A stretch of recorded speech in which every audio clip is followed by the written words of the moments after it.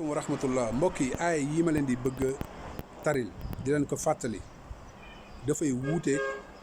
vidéo bii nii may waaj a teg léegi nag ñu xool ndax waxu yàlla la ñuy gëm wala waxu nettali benn waay boo xamante ne day nettali waxu sëriñam yàlla subhaanahu wa taala mi ngi wax baada aoudu billahi min asheytaani rajim wa naadaw ya maliku liyaqdi alayna rabbuk قال إنكم ماكثون لقد جئناكم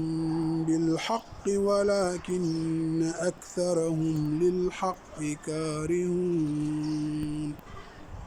yàlla mu ne wanaadaw yaa maaliku li yaqdi alayna rabbuk mu ne ñi nga xamante ne dañ leen di lakk ci biir safara ñoom ñooy wax naan yow suñu boroom yow Malick yow mi nga xamante ni yow yaay garder safara xanaa doo ñu wutal intervention ci suñu borom li yaqdi alayna rabbukum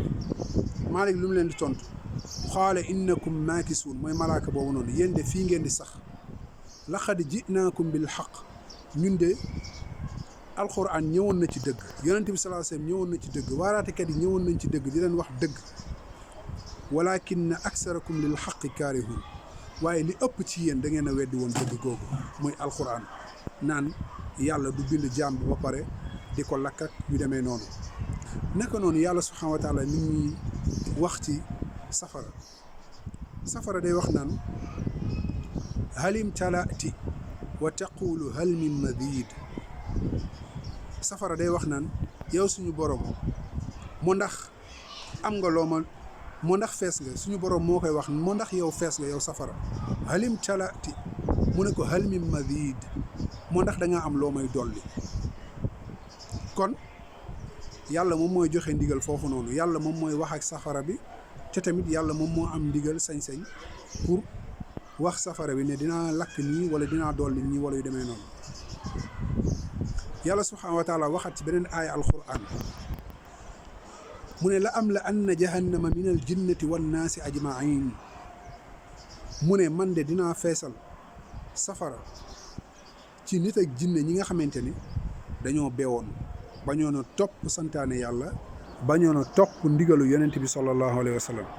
ñooñu la yàlla ne dinaa leen tàbbal biir safara kon loolu leer na loolu waxu yàlla la léegi nag nañ déglu waxu waaj yi nee na day nettali waxu sëriñam mi ngoog lan la wax am na bisit mu wax soxna Asu Gaawaan ne ko Asu Gaawaan de sawara dafay ñëwoon léegi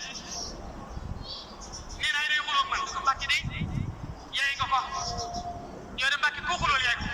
mu ne ko waaw nee na daa yorutul dara lu mu jëfandikoo ndax ñi mu doon lakk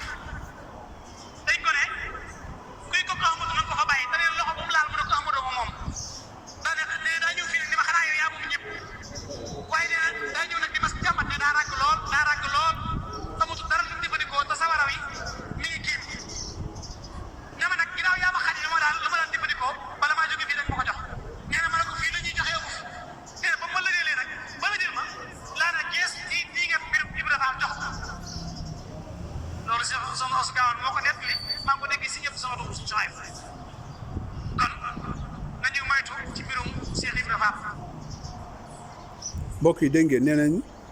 sëñ Abdou Samad moom moo ko nettali ne soxna Astu Gaawaan moom moo doon wax loolu moo doon nettali bi léegi sa sëriñ bu nettalee lii rek day firi ne dëgg la déedéet dëgg kenn du ko xoolee foofu dëgg mi ngi jógee ko ci sa borom wala ci yonent bi sallallahu alayhi wasallam comme niñ koy faral di waxee rek àjjana ak safara ak yowmal xiyaam la fay xew kumpa la kon kenn mënu koo xam ku dul yàlla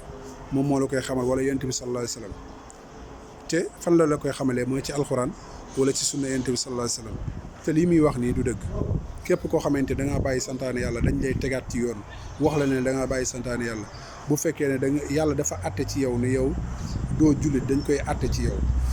te yonent bi sallallahu alayhi wasallam dafa àtte ci ñi nga xamante ni duñ julli duñu woor ni ñooñu ay yéefar lañu mi ngoog kon loolu la ñuy wax barakallahu fiikum wa jazakumullahu xeyran yàlla ñu yàlla musal ci réer yàlla wax lii yow nga sa sëriñ di wax contraire ba pare ngay toog di koy nettali ci tànt yi loolay weddi waxu yàlla subhanahu wa taala waxu nit ku mu mënti doon bu wuuteeg waxu yàlla la ñuy jël moo xam lu mu foor ci yow waaw barakallahu fiikum wa jazakumullahu xayran